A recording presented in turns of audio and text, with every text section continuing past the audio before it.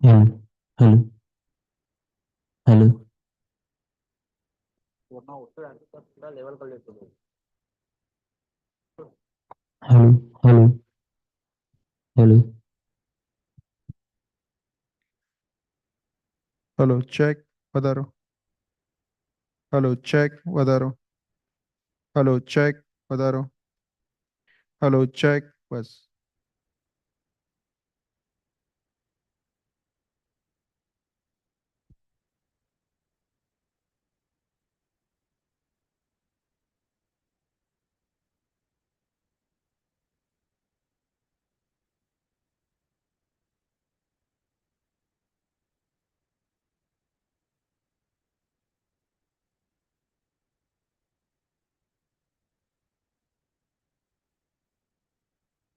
Loud. Everybody will hear me. No worries about that. Hello, everybody.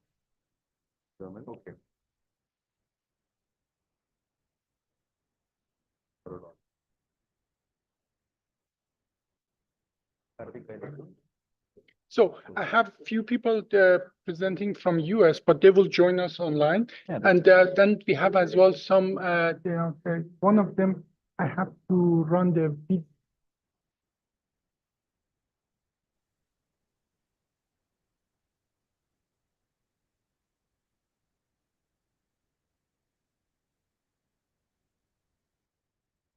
Uh, so for today's morning first session from the Kambin Society, I would like to invite Dr. J.D. Tharadara, sir, to chair the session. Dr. Christian Morgenstern, all the way from Germany. Good morning, sir. Dr. Karthik Kailash, sir, if you may please, sir, join us as chairperson. And we are waiting for Dr. Alvaro Rolling. So the mic is yours, sir. Yeah, good morning, everybody. And thank you, Dr. Abbasi, to reinventing again the Cambian triangle. Previously, we used the triangle for any intradiscal pathology, and now, thank you very much. We'll see now any advanced technology and treatment through this safe corridor. Thank you very much. Yeah, please carry on.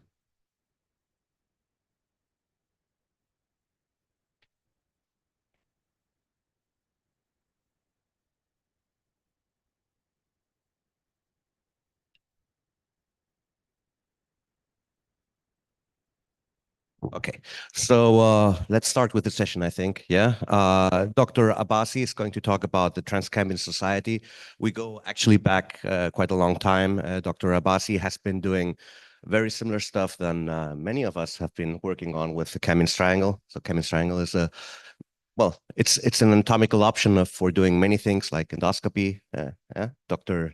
Sanjay Harhangi here is an expert, for example, in transforaminal endoscopy. I do a lot of fusions too, and he uses a very peculiar way of going through a Camin's triangle. So I'm very excited to hear what he's going to talk about, please. Well, thank you very much, panel. Thank you very much for having me here. Now, my first talk, I'm not going to use the entire 10 minutes.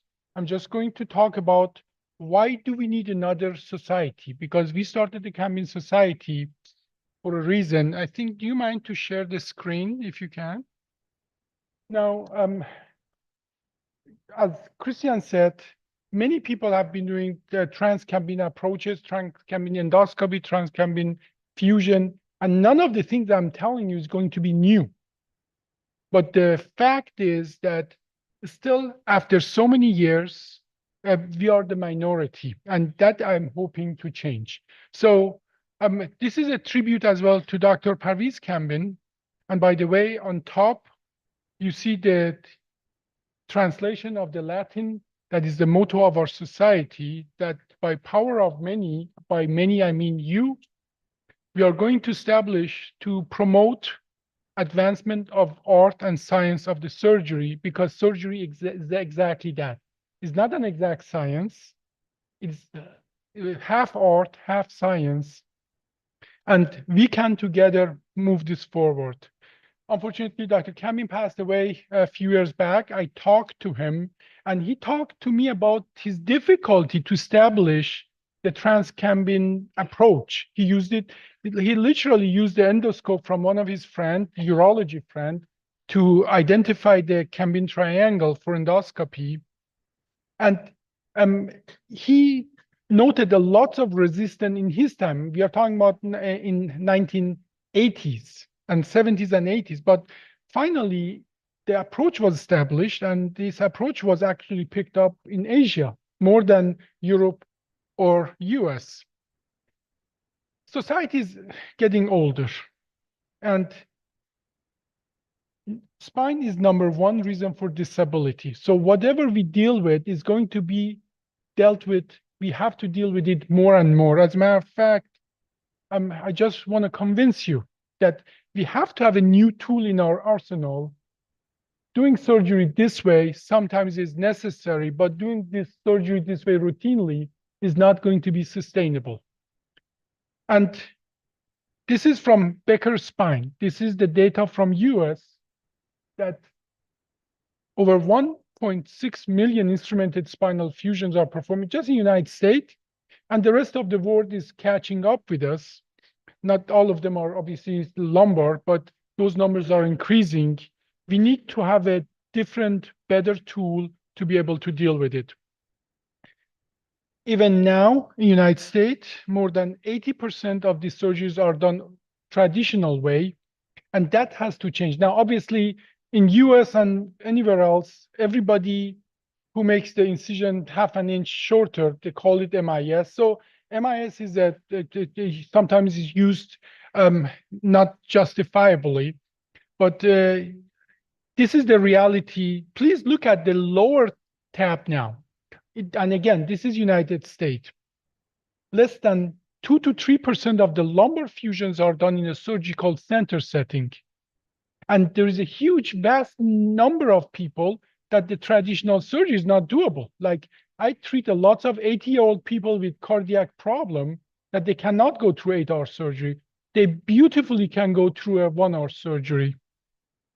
So what I'm trying to convince you, we need to move from this to this, where we can do more surgeries in a surgical center setting. And many cases that we could not do, we could do now. As a matter of fact, it's not a week or a month that I don't do multiple BMI 55, some of them in my surgery center. So this movement is already there. Our panel is a proof of that, that I'm not the only person doing that, but together we can establish that. This is the typical day of surgery for me. And I just want to convince you, being able to take care of that many patients, half of them elderly, is not specific to me. Everybody who joins us by following certain protocol is able to perform at the same level. The number of the people who need that are going to increase dramatically. By the time you're 70 years old, there's only 1 to 2% chance you don't have spine problem. Those people, many of them we can treat without surgery. Many of them, as a matter of fact, don't need fusion. But if they need a fusion and that number is increasing, we need to have additional tool. Now, I'm going to stop right here and then let Dr. Anjum talk about the anatomy and history of the Dr. Cambion. I hope I didn't use my entire 10 minutes, but we will come back. I will use that time later to give you more information. Thank you very much. Dr. Anjum has joined us. I'm very enthusiastic to introduce her here for the next talk. So this talk, I'm going to take it off. And that is, I think that is, right? Okay, here you are. Thank you. Thank you, sir. Here's the Thank you, everyone. So first of all, thank you very much to Dr. Ajay Krishnan, sir, for nice organization. And thank you all of you to participate to our Cambion Society. Thank you very much for your support. So I would like to talk about a brief history about spinal fusion and evolution of transcambion approaches. I am Dr. Farhan Jum. I am doing my neurosurgery resident in Germany, and also I am working as a Chief Executive Medical Officer in Cambion Society to support our society. There is a little bit history about Dr. Parviz Cambion. He's a pioneer of minimal invasive spine surgery. He born in Tehran. in 1931. He finished his graduate from Tehran University. After that, he finished his orthopedic training in United States, and he became the professor of orthopedics. And he actually he bring the new touch to the Cambian triangle actually, and he bring it to the minimize tissue damage and reduce the recovery times.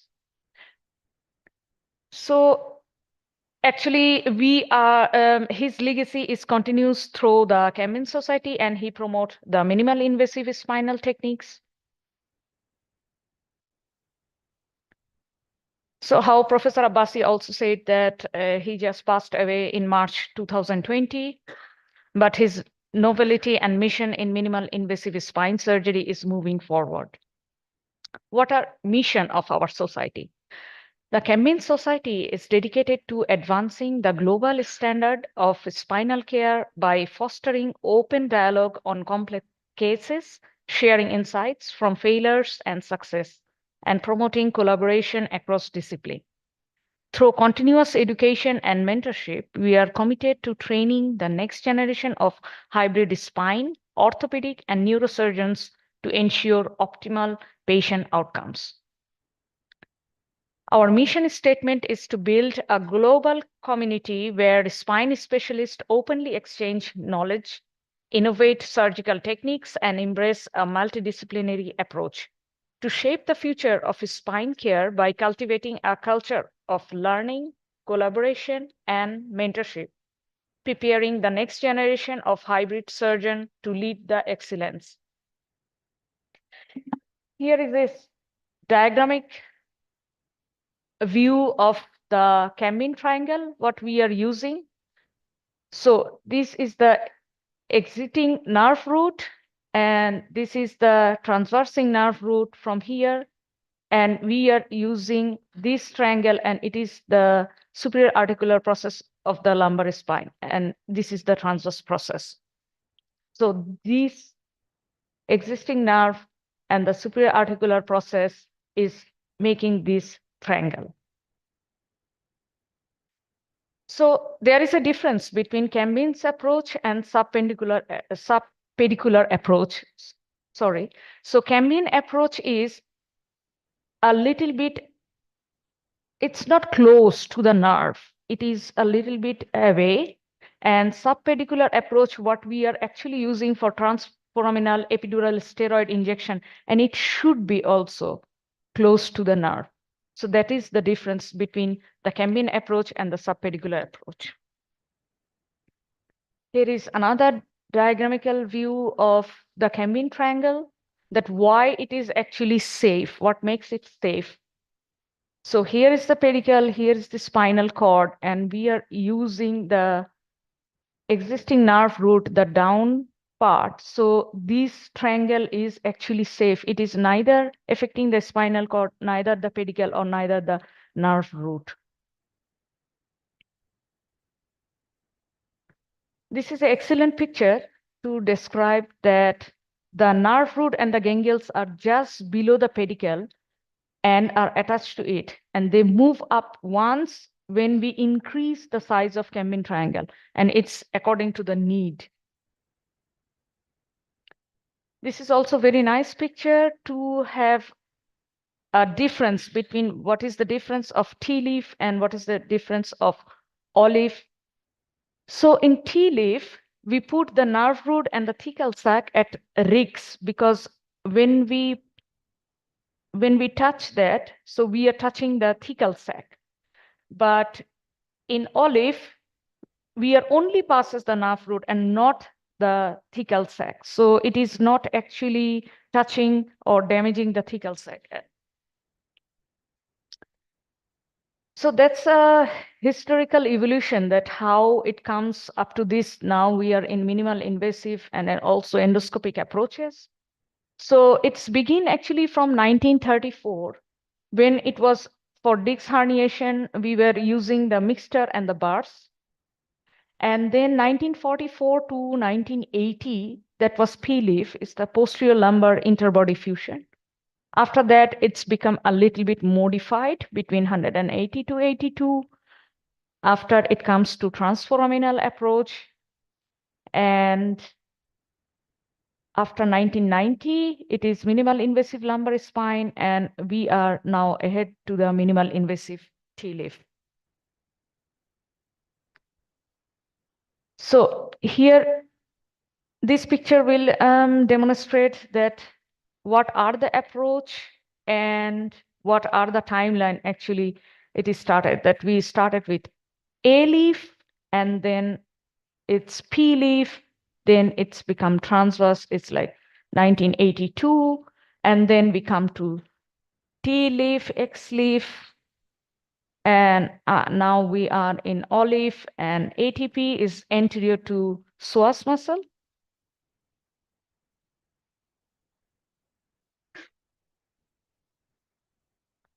And this is very interesting picture because that will show that where we are in minimal invasive D-leaf, and it is actually the porn lateral.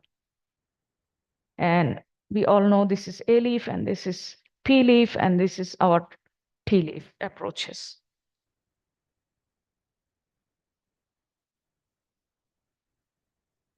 So actually, O-leaf is combining the minimal invasive and also the lateral approaches. That is also a very interesting picture to have knowledge about what is the difference between O-leaf and minimal invasive D-leaf. So in D-leaf, we are using the existing nerve root. And in O-leaf, actually, we are also keep it lateral. And then we are using the pedicle. So that makes the O-leaf triangle. And it is the superior articular process. And here is actually, we are using the existing nerve root, and that is the D-leaf approach. This is also a very good glimpse about that which approach is covering most of our spine. Like the O-leaf actually is taking the most of the places, like the thoracic 5 to sacral 1. Whereas minimal invasive T-leaf is only lumbar and sacral. It's L1 to S1. And these are the difference one can see. So this is a very good chart actually to have a glimpse about that where and which approach is actually beneficial for us. So with that, thank you very much for your patience. And I would like to ask Dr. Hamid Abbasi to come to the stage and continue. Thank you very much.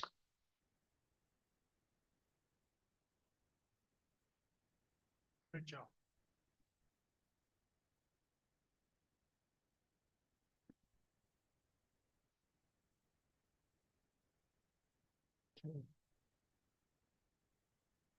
So again, thank you very much for this opportunity.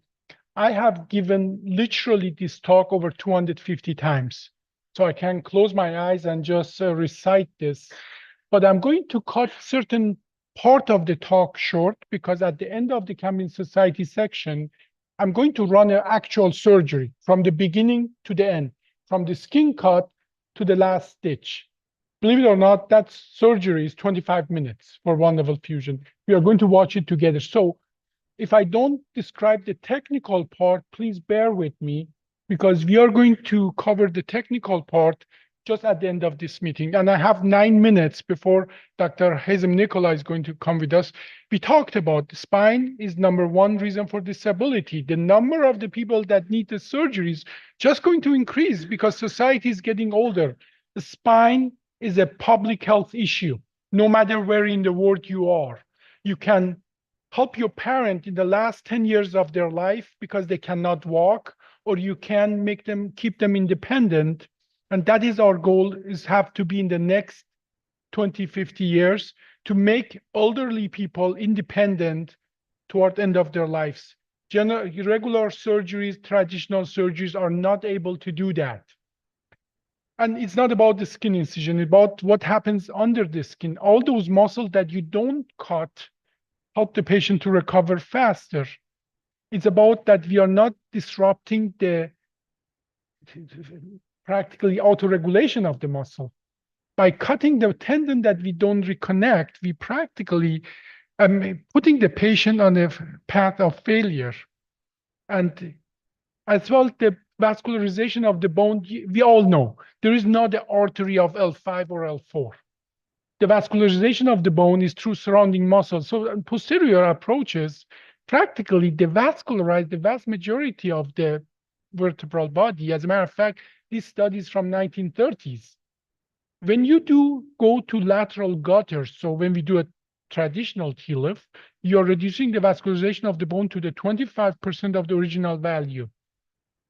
All muscle sparing approaches, not only transcambin OLIF or KLIF or whatever you want to call it, all of them, they have higher rate of fusion exactly because of that, because you're not devascularizing the bone.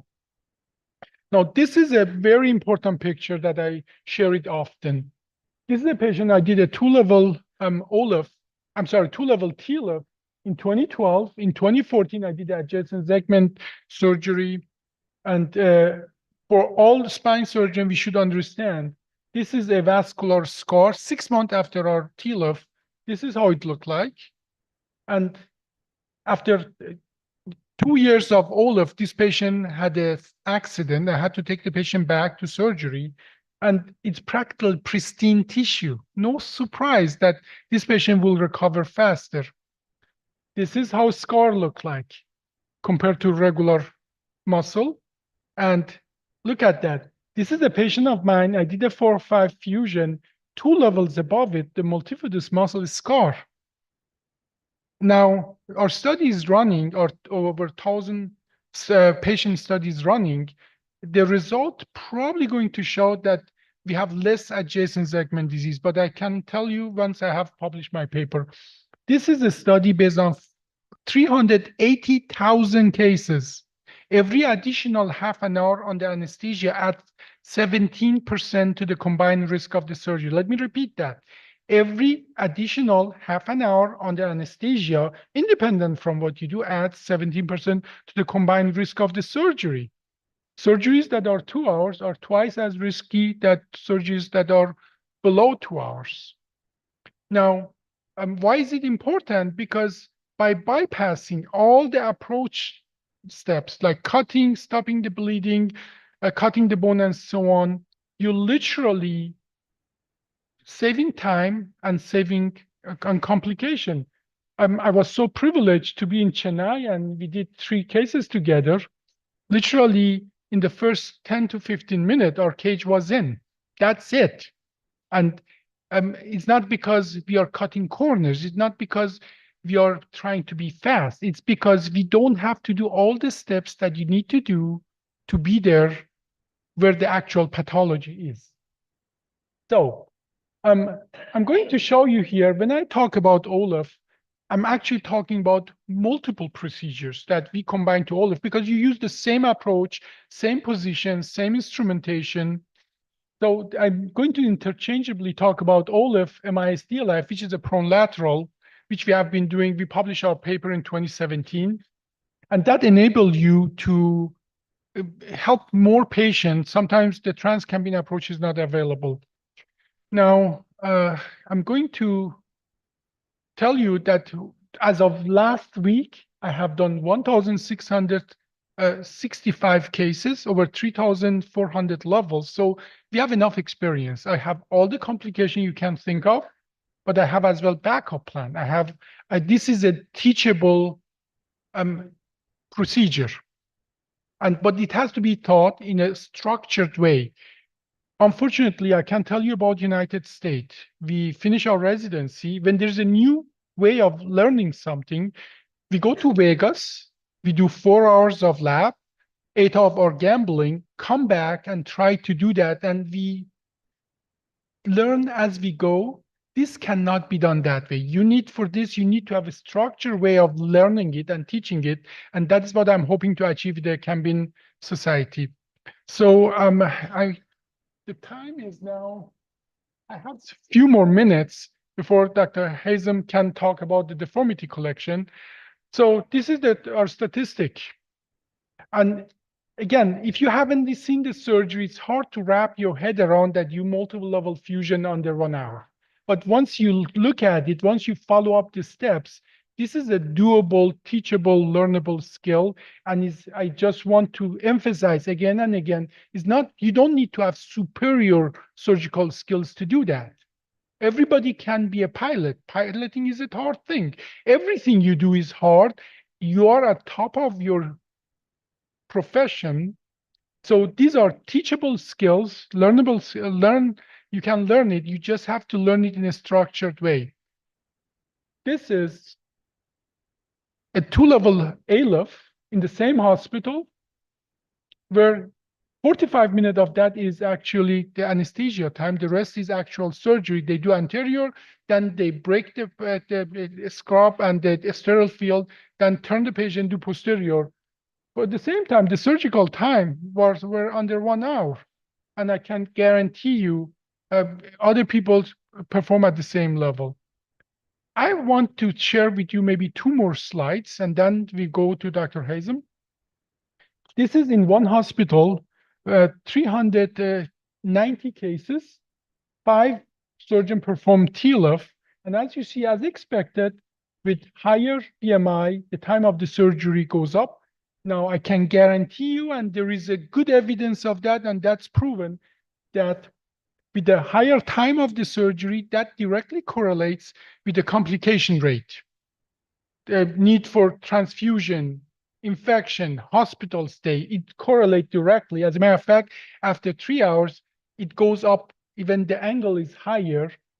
And this is the MIS TLIF in the hand of a star MIS TLIF patient. So if you are good at MIS TLIF, you have some benefit there, but at BMI of 37, you don't really gaining much, at least not according to this study.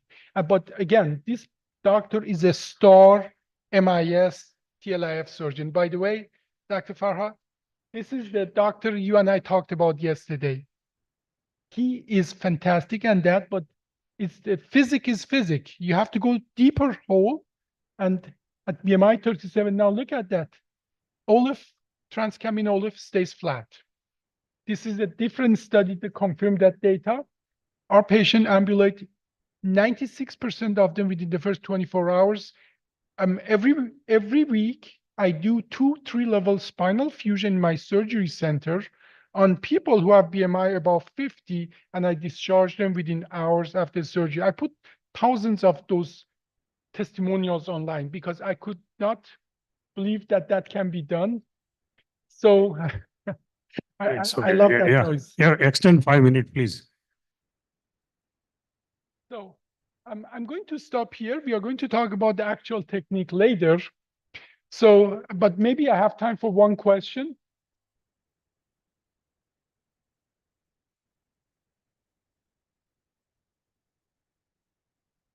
If anybody has a question, I can answer one question. Otherwise, Dr. Hazem, I'm hoping, is online and ready to go. Let's see here.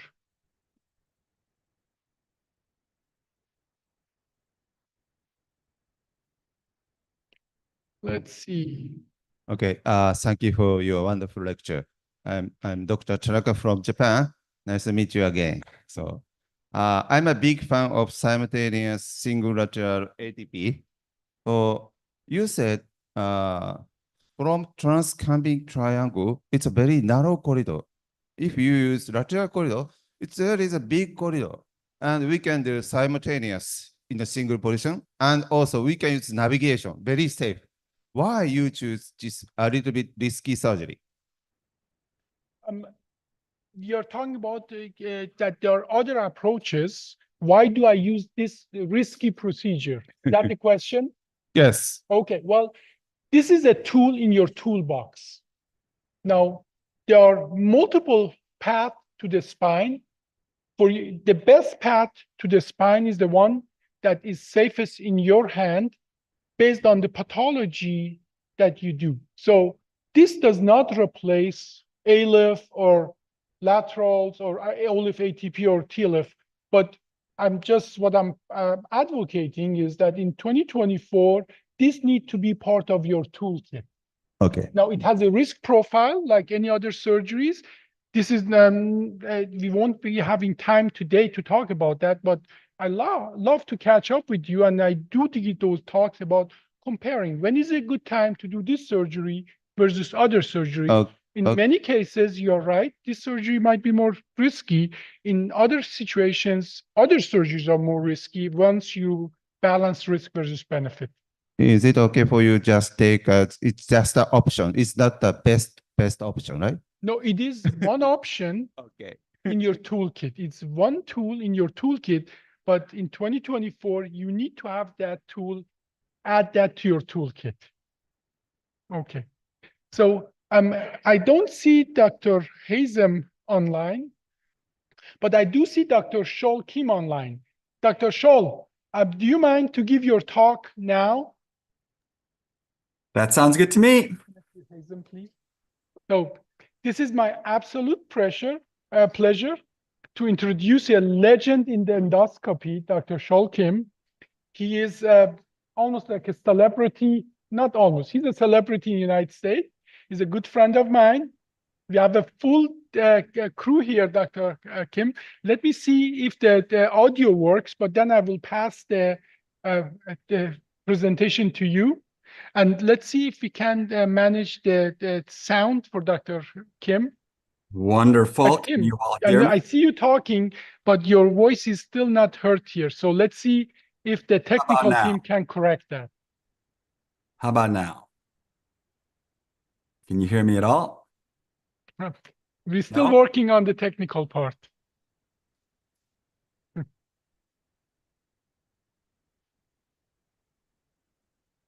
I should probably try to say something. Here you are. Here you are. Wonderful. Well, So- thank you very much for that introduction, Hamid. I hope everyone knows that Dr. Abbasi is the hardest working spine surgeon in America. He does everything. So thank you very much for having me. Can somebody let me know that the slides are up in case I can't see it on the Zoom screen?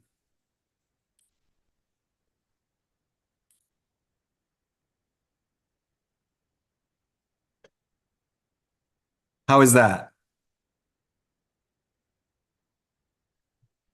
Yeah, slides are being seen. Great, and you can hear me. Thank you so much. So Dr. Abbasi asked me to talk about the transcambent and endoscopic spine surgery. In listening in, it sounds like many of you are already doing this, but so forgive me if I am a little too basic. And to start, just want to disclose some of my potential conflicts of interest. I am a consultant, and I've helped a variety of different spine companies develop their minimally invasive systems, et cetera. Especially Eloquence, and the endoscopic system that you're going to see is from them. But I will try to be very objective. And I think everyone knows the importance of this gentleman, Parvis Kambin, who described this anatomic kind of hidden secret door to a treasure trove of new ways to take care of patients. And basically, what is it? We call it LESS, lumbar endoscopic spine surgery, which you have to admit is a very cool name for a minimally invasive procedure. So this is like essentially what is it? It is what I call the oldest state-of-the-art procedure that we have, because it has been around for a long time. And I think this picture just immediately tells you what the procedure is. It's through Kambin's triangle, getting at the disc, and you can see the cannula is right where you need it to be because most disc herniations are there. And Dr. Kambin's group did a lot of work, including the publication of a very good randomized controlled trial that was published in 1999. That is 25 years ago. And this work was probably done 5 years before that. So this is not a new technique. Since then, a number of other giants in the field have led the way. They trained kind of like the second wave of people. And please forgive me if I'm missing somebody because this list is not complete. And for any of you that can think of somebody else that needs to be on either one of these pictures, let me know so I can add them. But since then, if you look at the amount of work that was done just by simply asking how many publications in endoscopic spine surgery are there? Just in PubMed, this is it. And this is old too, by the way. The number is tremendous, over 5,000 studies. Now compare that with XLIF, MIST-LIF, and microdiscectomy. There are more studies in endoscopic spine surgery than those 3 other new surgeries combined. And because of that, there are more than 1 systematic reviews, and there's at least 2, probably 3 now, meta-analyses. That's when you know you have plenty of publications because people can just start pooling the data. And these are the numbers that are important. And pretty much all these studies say the same thing. So the first question about does transcambin approach for endoscopic surgery of the spine work? This is not a question anymore. The answer is yes. There's better data on this surgery than any of the other minimally invasive surgeries that we do. So that is not really the question, although you would think it is based on like the PR that we have in at least the US and probably throughout many areas of the world where people still think maybe this works or doesn't work. And that's probably the more important question. If I keep saying endoscopy is so great, why is the history of its adoption so terrible? Why is it that even after 30 years, we're just the minority of the spine surgeons? So I'm the only real dedicated endoscopic spine surgeon in San Diego that does transforaminal endoscopic surgery. I do interlaminar and other things, but that's the original. I'm pretty much the only one. There's a few people that do it intermittently, but I do it routinely, and I almost never do a microdiscectomy. So why is that? There's probably 2 main reasons. The first has to do with reimbursement. That's an idiosyncrasy of the crazy healthcare environment that we live in America. So hopefully this doesn't apply to you, but luckily that's changing. The more important thing, I think, and probably the more kind of important thing to address is the learning curve. And I think everyone knows that the learning curve is not great. I did a kind of a review, a systematic review of the learning curve. And for endoscopic surgery, it's anywhere from 35 to 72 cases of a learning curve. That's crazy. That's way too many. You can't do 35 cases and screw them all up until you get good at it or have a terrible record. That's why it's not being adopted, because it's too difficult to get started, because the competing surgery is a microdiscectomy usually, and that is pretty much one of the best operations that we do. So it's really hard to go from a great operation that you're very comfortable with and then struggling through a very technically difficult surgery with lots of initial complications. So we always talk about this. The learning curve is difficult, but we seldom ask the next question, why is the learning curve so difficult? And then we never ask, how can we make it better? I think that's changing. And I think everyone realizes there's a lot of work to do. And I can go on and talk about some of the insights on this, but I think that's a topic of a separate discussion. But suffice it to say that the key elements are that we need situations like this where groups of people get together and address this problem in a concerted effort, in a scientific way, because it's not a one-person kind of effort. Also, I don't know if you've noticed, but the instrumentation has not changed very much in 25 years. And it would be like me using my iPhone 8 when I have an iPhone 14. Yes, the iPhone 8 works, but this blows it out of the water. So we need to have a concerted effort to try to push the endoscopic companies to work on improving instrumentation. They have a hard time because it's not a big money item in America. So less amount of money in the pool, less amount of money for research and development. But we have to keep pushing on this. And then, like anything that is difficult, Dr. Abbasi said it, it's like, flying a plane. You have to learn how to do it and you have to practice. And you should not fly by yourself until you have a certain number of training. It can't be over the weekend. So for right now, if there's one thing you should do is find a mentor that you know and trust that does the surgery a lot and pays attention to the outcomes of their patients. See how they do it exactly start to finish, and do it exactly the same way until you get good at it to the point where you can start making modifications. And probably the OLIF technique is the similar way. If you do it exactly the way Dr. Abbasi does it, it's probably unbelievably fast and unbelievably safe and efficient. So with that, I thank you very much. Oh, I left out one thing. The last thing is the mentorship. And I think that goes along with finding that surgeon that you know and trust, and that it's not just a one-time event when you go learn. When you go home, the interactions continue. So it is a journey and a process. And I think mentorship is the last thing that we really need to focus on, and almost needs to be one-on-one. So with that, thank you very, very much for having me.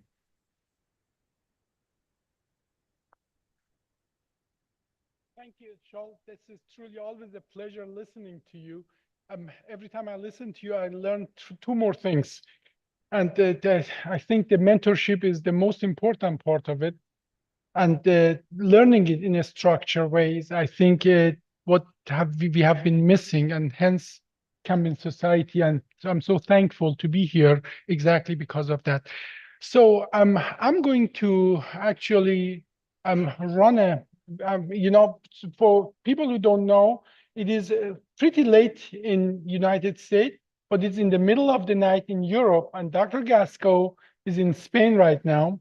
So I like to run his a video about his talk about using the transcameral approach, OLIF approach, for high-grade spondylolisthesis, because that is the next level.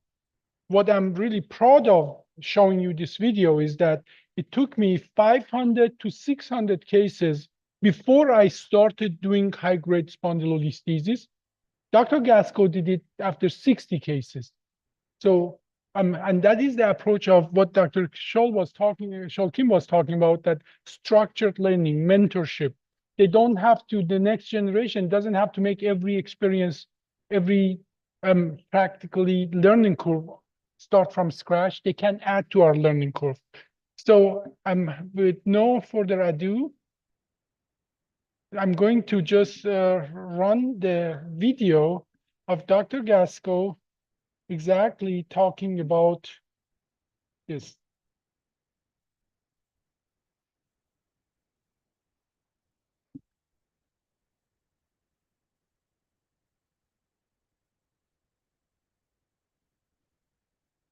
So this is still uploading it, but it's going to be running pretty shortly, and just I'll be standing here silently, making sure that video runs properly.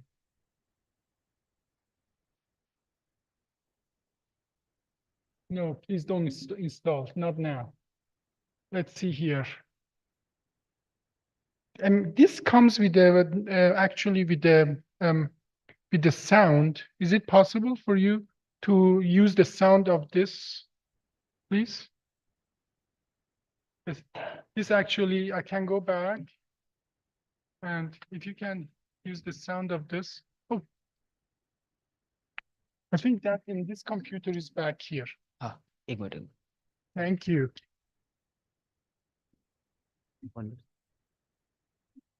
Okay. Yeah, it's all the way in. No. Sorry.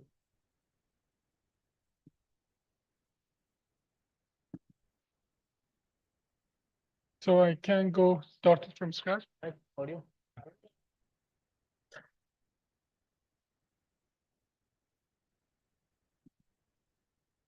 Oh, I see it is silence here. May I just, I think I found it here. It's silence here. It says neuroscience, Today I'm gonna talk. Some technical. A very nuanced procedure. Okay. I work out.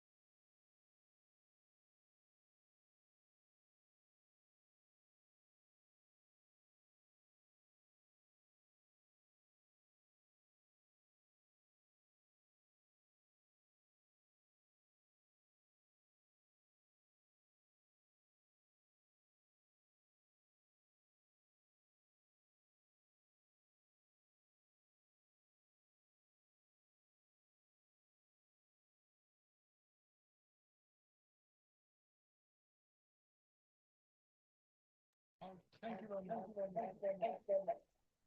So, I would love to ask Dr. Varun Agrawal now to come and give his talk. But while we are setting this talk for Dr. Agrawal, which I believe is going to be on your system, while we are going through that, I want to emphasize a few things. I just had to help Dr. Gasco with 12 cases. 12 cases is not an extended kind of situation. As a matter of fact, I was really privileged to be in Chennai. After we did 2 cases, and after the 3rd case, the resident, the fellows, they were on top of it. They grasped it like a sponge, and they were really good at it. But there are lots of mistakes you can do in the learning curve. That's what you need to avoid. Another thing that I think is important is that you have to follow up the patient. We are in the phase as well that we have to prove this is a good surgery. So we have to gather our data, and we have the database. So if you join us, please join us, put your data in. We do that learning curve, a kind of statistic for you. So thank you so much for always. By the way, Dr. Varun Agrawal is the co-chair of the Campus Yeah. Society, so it's my Sure. pleasure. I think with the end of the session. Thank you, Dr. Yeah, it's Abbasi. okay, yeah. Thank you so much for the introduction, and MISSABCON for having me here. So I'll be talking about the transcambin fusion. Can we have the slide, please? So how to do the surgery under GA and how to do it under local anesthesia. So these are the routine cases which we see. You can see the list is there. And these are the routine cases which we get in our OPD. And like Dr. Farah pointed out, there are so many lifts to choose from. And today we'll be talking about the transcambin approach. And on the disclaimer side, I do all my cases under local anesthesia. So I'll be talking about local anesthesia a bit more. And then in the end, I'll be taking up the GA. So how to proceed under local anesthesia? So this is the protocol I follow. So the preparation for the patient starts in the pre-operative room itself. So we do the pre-operative medications 5 to 10 minutes before we shift the patient to the OR, so that by the time the patient is taken to the OR, the drugs start taking effect. And we spend less time in patient fidgeting inside the operating room. We give a painkiller, diclofenac, pantoprazole, tramadol, ondansetron. All this is given in the pre-operative room itself. Foley's catheterization, ECG stickers, even the cautery pad, everything is applied in the pre-operative room. The wide bore cannulas in the IV line, everything is secured. And if I have to do it under epidural, for some cases, for some patients who are a little scared and with the time I'm started using epidural less and less. So I even plan to do it one day before. So we don't waste any time in the OR. So sensitivity testing, explaining the patient, the procedure to the patient, everything is done in the pre-operative room itself. And then during the surgery, the patient is made prone, head placed over the ring. The routine way which you position the patient prone for any spine surgery. The trick is to make the patient very, very comfortable. Everything, a awake patient has to be made very comfortable during the surgery. All the bony prominences have to be padded, gel foams, etc. have to be used. The operating room temperature has to be, the patient should not be uncomfortable because of the temperature. We use patient warmers, etc. All that is used, and this is a small video I'll show. So as you can see, everything is very well padded. The patient warmer is placed, the curtain is placed, even a patient face is not covered too much, because a patient starts panicking if their eyes is closed and they are not very comfortable. So all this is done, everything is doubly checked by me. And if I'm placing the epidural line, I just snip off the tegaderm so that I have some space for my screws and we can make it a sterile preparation. I secure the arms and the hands, everything is secured, but not very tightly. So patient is not uncomfortable, but they have a little margin of movement.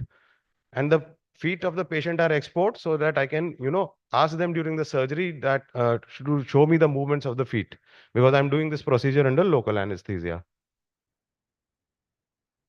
So as you can see, the abdomen is completely free because I'm using a Jackson table. You can use bolsters as well. And notice here, because of the obesity, the X-rays of poor quality. So this is how we tape the patient to mobilize all the fat and the all those abdominal fat, etc., away from the site of operation so that we can get a better C-arm picture. So this is just taping the abdominal fat and then just taking it out of the way. And you can see the picture has much improved and you can do a better X-ray. So this is the electrical warmer which I use, again, to make the patient really comfortable during the surgery. We can do it under single C-arm. Pre-operative C-arm image of the operative level is taken, and we should, since it is basically a C-arm based procedure, your everything should be very clear. Your C-arm image should be very clear before proceeding for the surgery. And we also put notes over the C-arm so that if I'm using a single C-arm, the technician doesn't have to, bother too much and reduce the radiation exposure to me during the surgery. So we write the values of the AP and the lateral. The position is marked on the floor as well as on the arm, what position is needed.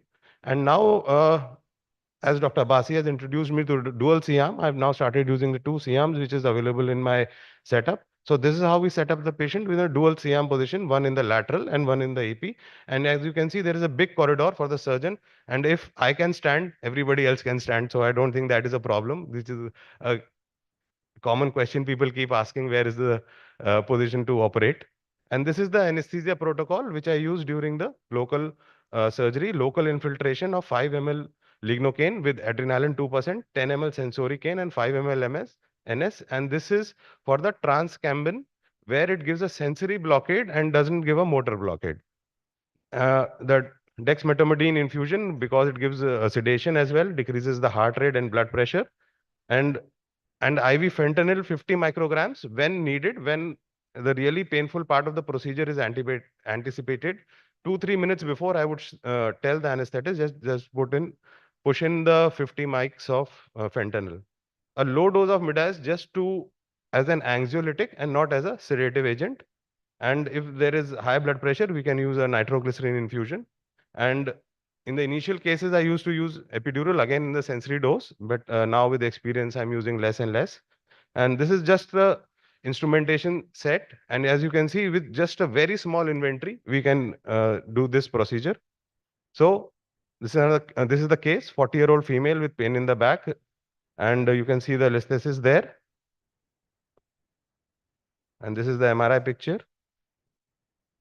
This is the positioning of the patient under C-arm. And this is, as you can see, local anesthetic is being given and the standard transcambin trajectory. The dilator is inserted, the working channel is inserted, and you can see the patient is quite awake and comfortable. And we can just put our big instruments through the channel directly. And even without the endoscope visualization, we can do adequate disc preparation, sizing of the disc. And this is the trial now, which is being put. So as you can see, the patient again is under local anesthesia. The graft from the PSIS, again with a power drill in the local anesthesia. And then we pack in the graft outside of the cage. And then finally the guide wire, and then the cage is put over the guide wire in the transcambin approach. And then local infiltration for the screws. The Jamshedi needle, everything is done under local anesthesia and patient is quite comfortable. You can see she can move. And the guide wires is placed, even the rod, everything is done under local anesthesia. So this is where the advantage I feel personally for this procedure, where the patient is quite comfortable.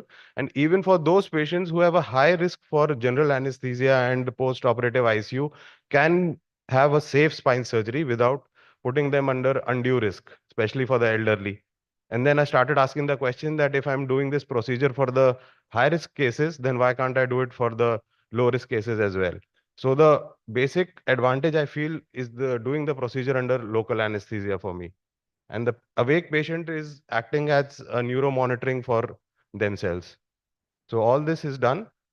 Again, this is the routine system for minimally invasive screw placement. And as you can see, even the routine system works very well.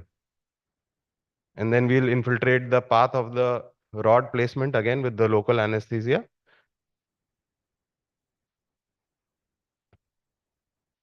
So this is the infiltration, and again the rod is again placed under local anesthesia. So finally the screws are tightened. So this is the final construct, and you can see it is very well reduced and very well the disc space has been jacked up, the foramen has been opened. So this is the final construct in the AP view. These are the scars. I placed transverse screw incisions because they are more cosmetic to the patient, the rod insertion scars, the cage incision, and the bone graft incision. So this is the immediate post-op picture, and in a couple of hours, the patient can be made ambulatory. So this is where the advantage of this surgery lies. We don't need to put the patient into post-op recovery or ICU or anything. As tolerated, we mobilize this patient as soon as they can tolerate. So if we are doing this procedure under GA, we need to use neuromonitoring. And this is a special probe where it has a sleeve which goes over the probe. You place the neuromonitoring probe through the incision, approach the neural foramen like you do with the needle. Don't advance it beyond the medial pedicle line. Stimulate the nerve. So stimulate it at 3 milliamperes, and when in place, go up to 4 milliampere. So if there is a positive signal at 3 milliampere, you are within 2 to 3 millimeter of the nerve, and likelihood of nerve injury may be up to 40%. But if there is no signal up to 4 milliamperes, you are more than 5 millimeter away from the nerve, and the chances of injury is less than 5% at L1 to L5 level, and less than 8% at L5S1 level. In vast majority, you may just have nerve irritation, which is transient, and risk of nerve injury is less than 0.3%. Minor numbness is seen in 1 to 2%. And personally, I feel these things mostly happen in the GA cases, because in the awake patient, they don't let you be too adventurous and be too near to the nerve. And then finally, you advance the guide wire through that channel which you have placed, and then the procedure is the same. So this is just a post-operative protocol. So the take-home message is that transcambin fusion is safe, effective, and efficient. Careful patient selection and thorough knowledge of the procedure is mandatory. Use of local anesthesia or general anesthesia depends upon the surgeon's preference and expertise. And if the indirect decompression can work from the front, like we do it in OLF regularly, it can surely work from the back as well. And you always have an option of using the endoscope. If you feel a direct decompression is necessary, you can do it in the same sitting or maybe stage the procedure like we are doing it in the OLF. So this is the Cambin Society, and I invite everyone to be a part of it, and we can take this procedure to more people. So thanks a lot for a patient hearing. So if there are any questions. Couldn't be more thankful for you. What you do is magic. Thank you so much. And I think the magic what you do is put the right team together and the right patient, and how you prepare them for this procedure. My question is that,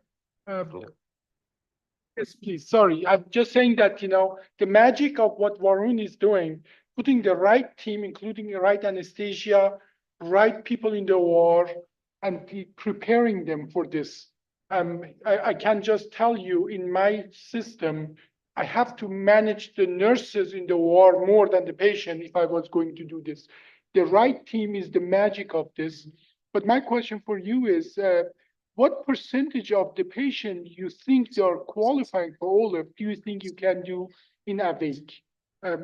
So absolutely, sir. Doing the surgery in a local anesthesia is a learning curve both for the surgeon and for the team, and everybody have to, grow together. Because for an awake patient, you can't spend too much time and in a time wastage in experimenting on the table.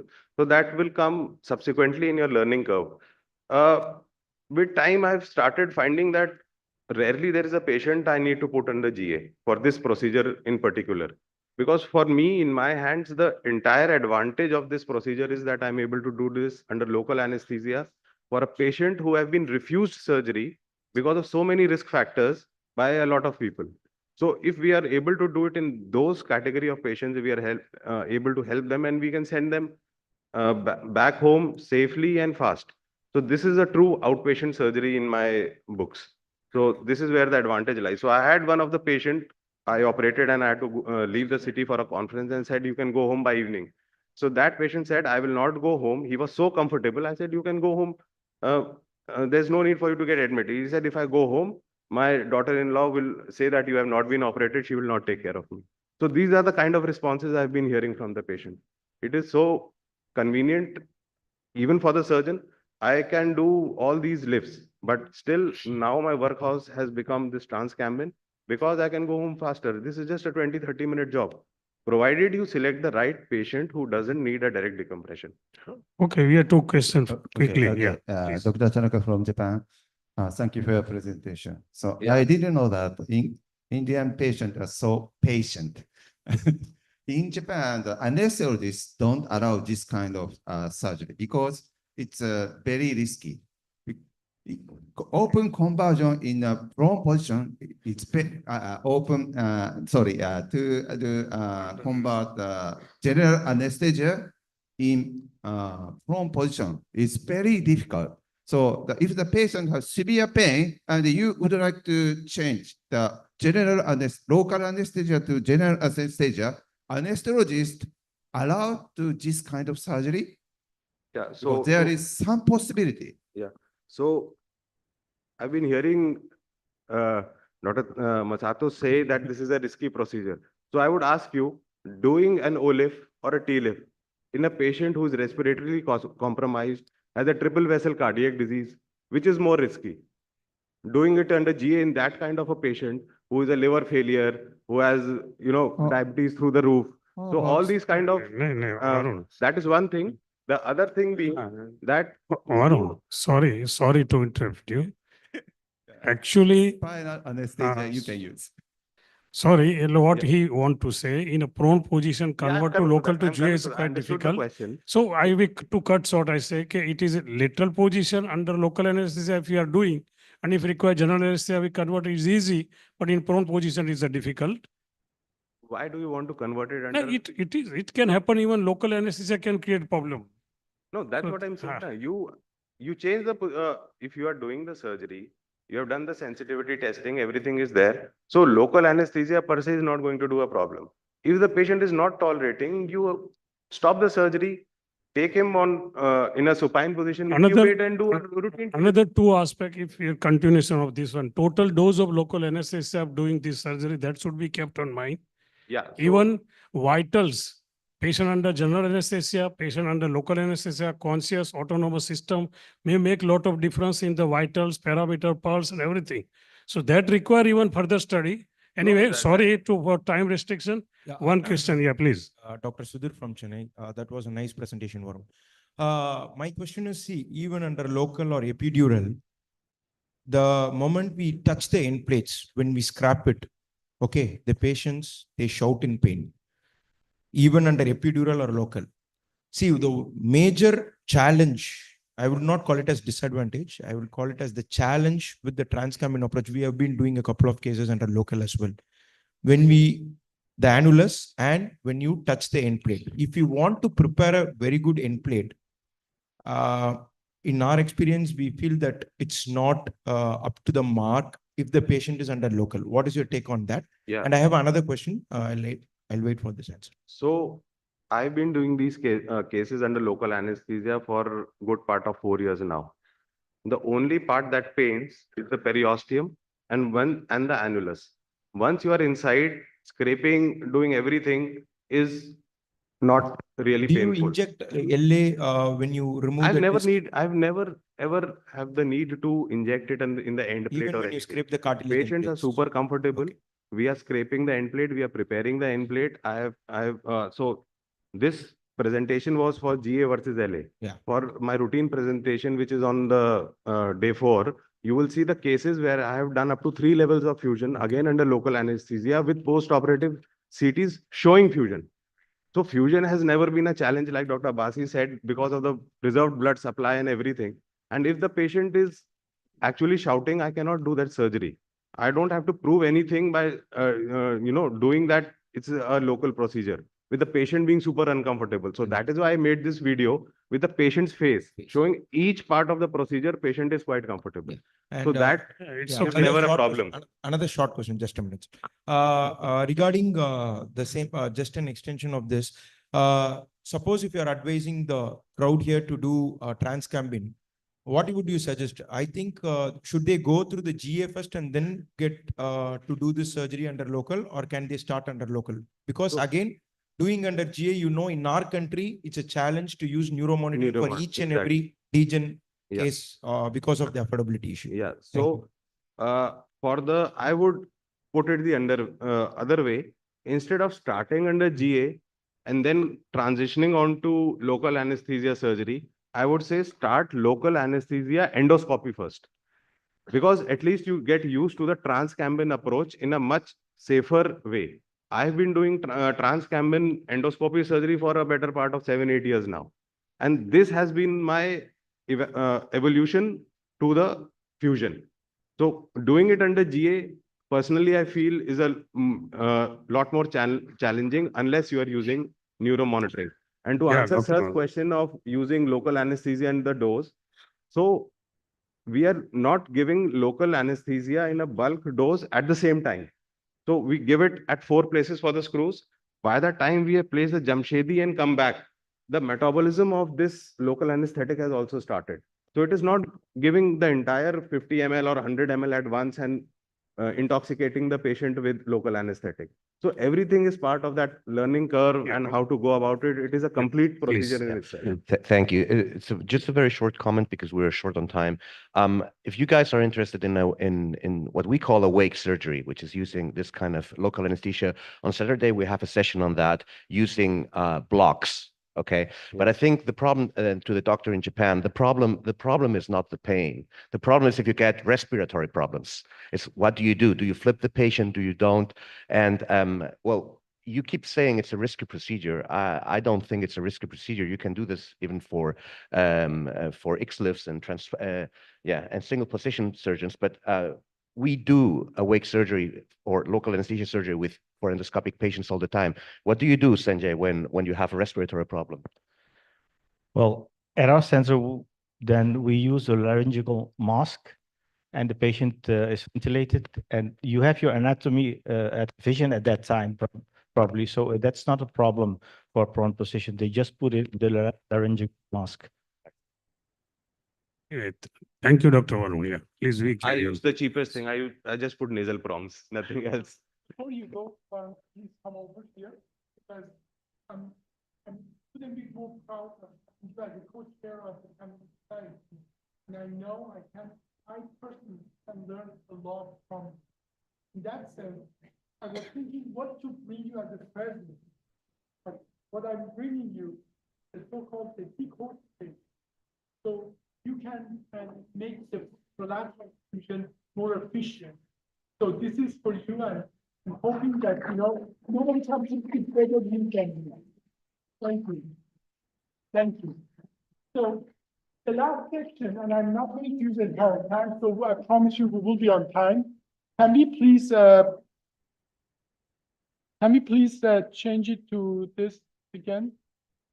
I'm going to show you entire whole procedure. Is there a way I can walk? If I walk here, do you hear me all right? Hear me all right? I will be loud because I want to even stronger.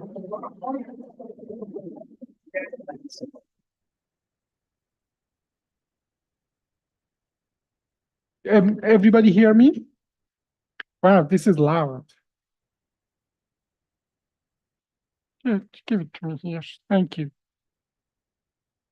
So, as you see, you're going to see the entire OLIF procedure from the beginning to the end. And you saw the 2 C-arm technique. You cannot do this surgery this way with 1 C-arm. You can do it with 1 C-arm, but you lose most of the benefit of efficiency. As Varun showed rightfully, the space is just right for 1 surgeon, but that's all you need. Your assistant, as you see, is on this side, and she's a very experienced assistant. Let me see if I can activate. Yep, here it is. And practically, what you see here, I put the first K-wire. You see the neuromonitoring, and on top here, you see, for some reason, this is not really working, the laser here. It's okay, let me see. Oh, this is not the laser. That's why it's not working. So here you see the tools are used. Here you see actually the AP and lateral picture. Here you see the neuromonitoring.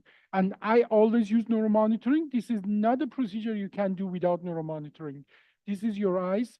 And in United States, half of the people, half of the spine surgeons use neuromonitoring, half of them don't. Your choice, but not for this procedure. For this procedure, you do need neuromonitoring. So I start first by putting a Jamshidi. So we are starting the surgery now. Time it. We are putting a Jamshidi needle. I take first 5 cc of the bone marrow, not blood, bone marrow, because after 5 cc, whatever you take is blood. We have counted the number of the stem cell. After 5 to 7 cc, you drop like 90%. So it's more or less venous blood you're taking. But the first 5 cc had a lot of stem cells. So I mixed that with our biologic in a very specific protocol. We will share it all with you. And that gives the mode adherence of the stem cell to the particulate tricalcium phosphate in the collagen matrix. Now, what you see now is actually that the Jamshidi is in, the bone marrow is going to be taken out. And now the next step is actually pay attention as well to neuromonitoring window here. The next step is actually to put a and again, we don't use Bovi, we don't use bipolar, we don't use a suction device. We measure we have sponges, we use only sponges, we weigh them before and after. That's how we calculate our blood loss, which is usually about 45 cc per level. Usually, that's what it is. After 1,600 cases, only 3 patients have gotten blood transfusion, but those were patients that got a 4 or 5 level fusion. Some of them even with coagulopathy. As a matter of fact, those were not a candidate for open surgery at all. So here what you see is, I'm going to go maybe to show you, you saw the neuromonitoring probe going there, and now a K-wire went in. Over the K-wire, a dilator get entered. And here you see that over the dilator, now a tube, the Varun had much better pictures, it gets hammered in. And now, as you see, we are introducing the cannula, which is 8 millimeter inside, 10 millimeter outside. And now here you see that actually the actual dilator comes out. The drill goes in. If you remember in Chennai, I told you be very careful with this step. The drill creates a path, and then a series of very specialized tools go in and perform a discectomy. I think Varun can agree with me. If there is a disc you need to take out, you can take out with these specialized tools. And as you see here, now these tools are now in action. These are again very specialized tools that enable you to go through a 8 millimeter cannula and perform a discectomy. Now, at this point, I pack this space with tricalcium phosphate in a collagen matrix soaked with bone marrow, and you will see that space will go dark because it has a high density. Now, what's important is this material that I use, you see it went dark. After 12 minutes, it has the consistency of gel foam. As a matter of fact, some of the residents and fellows in Chennai, I ask you specifically if you remember to touch it. It has the consistency of gel foam, meaning that even though if you get a CAT scan, it may extrude out, it cannot provide pressure because it has the consistency of bone marrow, thrombin gel foam, but in the CT, it looked like bone because it's tricalcium phosphate. So you see another device, the loop cutter. Varun, I will help you to get that because that enables you to go 14 millimeter in each direction. My next present for you will be this one because that makes the life so much easier. And as well, the articulating correct. So I know what I'm bringing next time to India. This is one of my favorite tools. Practically what you have, you feel the high frequency vibration when the metal is on the bone. Then you know you have done a good job for the preparation of the end plate. And again, this is continuously running. You only need EMG. You don't really need SSCP or MEP. EMG and stimulation is what you practically use. Now, as you see, we go with the articulating rake up and down and prepare the end plates. And then the pituitary, long pituitary is very useful tool. And I saw how you're using it. I use it exactly the same way. You go to 4-quadrant, backhand, forehand, and perform practically the discectomy. At this point, you will see that we are going to put bone marrow with the tricalcium phosphate. Then we put a K-wire, then the tube comes out, and the next step is the cage is going in. Now, I'm not sure if you timed it or not, but can anybody tell me from the time I told it we are starting, how many minutes it has been? It's probably around 7 to 8 minutes. In 7 to 8 minutes now, the cage is going to go. Now, the cage, you go through the fascia, you just gently dilate it, you let it sit on the capsule and then gentle tap to make a divot in the capsule. But then, once you're there, I bend the K-wire and now a big, first, this is the gentle tap and then the big hammer, and then you just have to hammer it in. Don't play around at that point. And here you see, now here, there's a technique I will show you tomorrow more. I go at 90 degree in the wrong way, and then I turn it 90 degree to make it the correct way. Practically, we call it in situ rotation. We make a static cage to expandable cage. So if we go at the 9mm profile, and as you just saw, we turn it and it opens up the space. Then I don't have to deal with all the mechanism, small, tiny mechanism of expandable cage that half of the time they have failed in my hands. So the cage is in. As you see here, I'm packing the holes with the some sponges, and we measure them before and after, and we are looking at neuromonitoring. It is normal, right, while you are going in, to get about 10 to 20 seconds of signal. That's normal. Then it slows down and it goes away. Warren explained that 3 milliamp when you go in, when you are in the Cambium triangle, 4 milliamp. So the cages are in, and as you see, two of the guide wires, the K wires are in the, and then I'm just have to put 2 more Jamshidis, 2 more K wires, and then pass a rod, and then we are done. So being able to do this surgery, literally from the beginning, you are seeing the surgery in actuality. This is not sped up, or this is not, we are not skipping any sequence of this surgery. This surgery was skin to skin in 25 minutes. And as Warren can say, Warren was saying half an hour. Well, yes, we spent another 5 minutes to close the skin, but more or less, you're seeing this surgery in actuality. So, and here again, putting the Jamshidi again, one of the things I think we observed that with 2 CRM, putting the Jamshidis in, it becomes so much more easy and more straightforward. And as you see here, the Jamshidis are in, the K-wires are in. Sorry, you have to conclude. We are already late. We are done with the time. So there's really not much to see here. The rest is putting the rod, and then we are done. Now, I'm going to answer a few questions, if you have few questions. But before we do that, as a token of my appreciation for Dr. KK, who really went over the board, and I'm so thankful to introduce me to your fantastic team. I saw that your team as well really appreciated that decortication device. So I have another of that for you and your team. I hope you guys in the next year put it to excellent use. Thank you so much again for everything you have done. Thank you. I appreciate that. Thank you.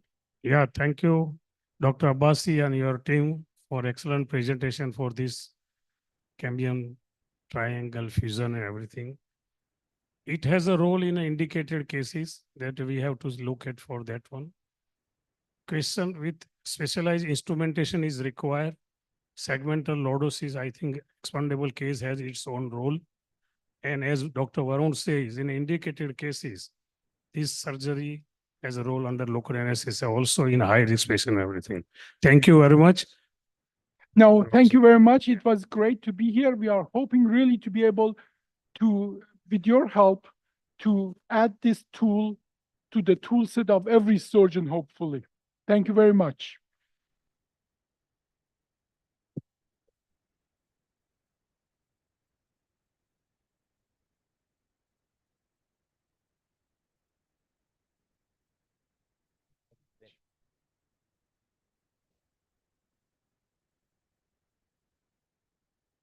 By the way, this is you don't see it anymore.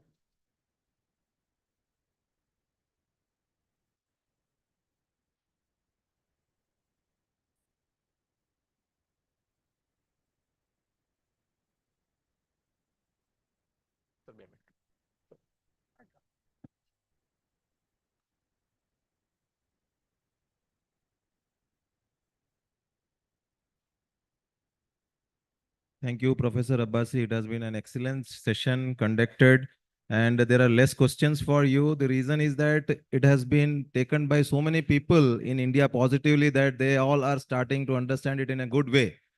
Thank you for coming here, Professor Abbasi. Thank you so much. I have a request to make to all the delegates, faculty also. You have a bigger book, a notebook inside the kit which is provided, wherein you can write notes also, and you have abstracts of many of the submissions also. So make use of that book, please. Thank you. Very good morning to all. Moving on to the next session on weight-bearing MRI, I would like to call the chairpersons on the dais, Dr. Raj Bahadur, Dr. Hemant Patel, and Dr. Yatin J. Desai. Please, sir.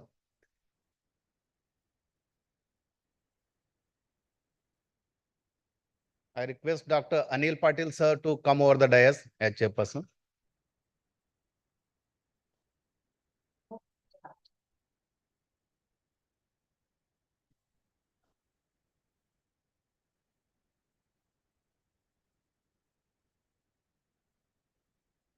Please, sir.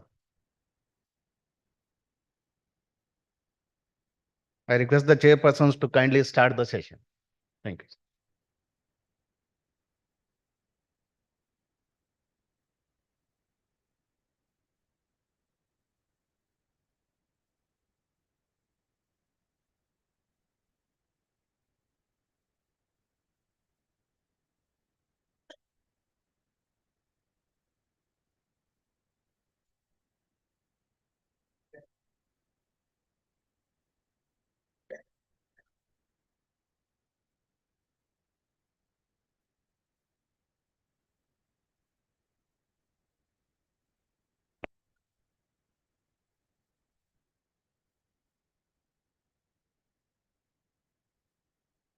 So good morning. We are starting the second session of this day.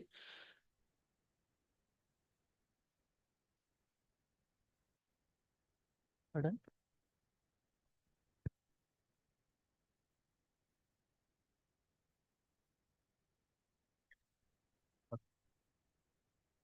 Shri?